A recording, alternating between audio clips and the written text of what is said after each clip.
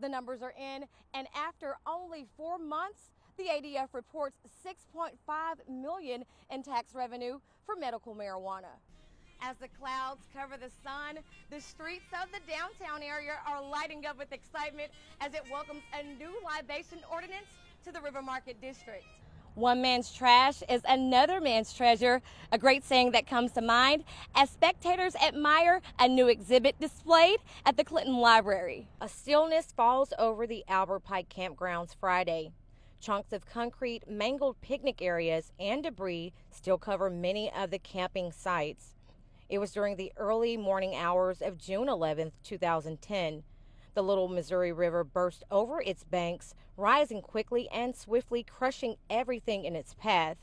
One recorded water level was 23.8 feet. Those with the U.S. Forest Service have spent the last year learning from the tragedy. Every day, as we're assessing what went on here and what the future holds for Albert Pike, we're thinking about what happened, and that keeps us focused on doing this thing in the right manner, in a responsible manner, moving us forward. The grounds themselves are covered.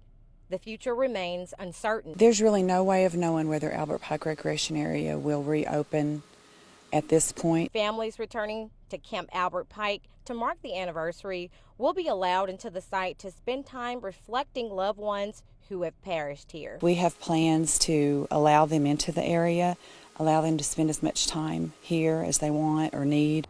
The community of Langley have organized a new memorial just outside of the Albert Pike campgrounds set to be dedicated Saturday at 2 p.m. Then at 5 p.m., the public is invited to a special ceremony held at Pilgrim's Rest, where they'll offer relief and support to families who continue to grieve. In Langley, I'm Ashley Crockett. Imagine you're shopping on an average Sunday afternoon with your child, and all of a sudden, the ceiling caves in.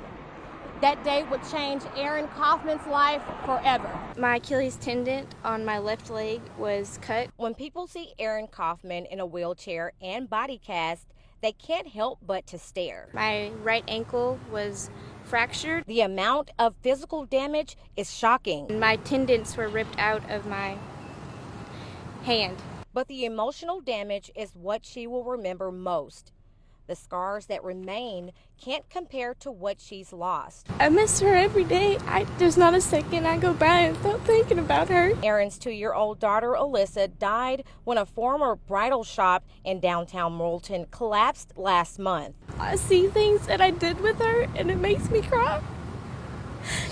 And I can just picture her playing at the park again with me, and I know it's not going to happen again. Erin suffered serious injuries herself when she tried to pull her daughter from the rubble. She was just an angel, really. She loved everybody. Somehow, life has lurched forward in Morrilton. 3 other businesses are being forced to close because they too are not structurally sound. Overall, I'm just doing a lot better physically. Even if she makes a full recovery, even if every single scar vanishes, even then, Erin hopes a small wooden cross on a tiny street in a quiet town will remind the world of what happened here.